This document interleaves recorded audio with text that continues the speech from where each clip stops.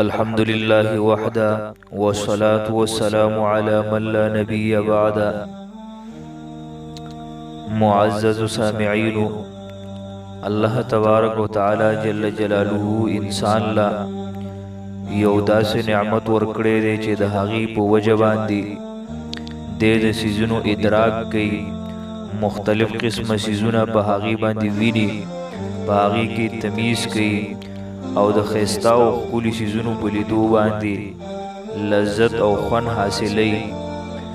دغه نعمت الله تبارک و تعالی جل جلاله انسان له د سترګو په شکل کې ورکړی دی.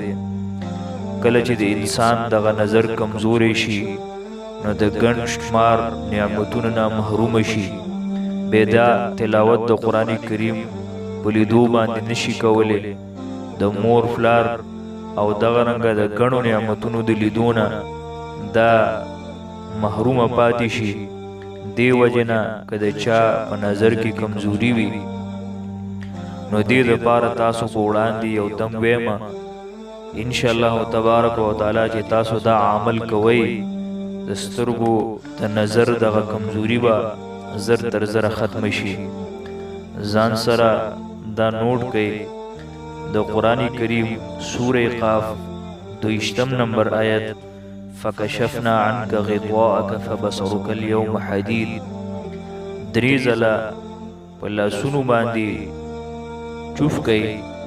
او دغه ګوتې بیا په سترګو باندې راخ کئ،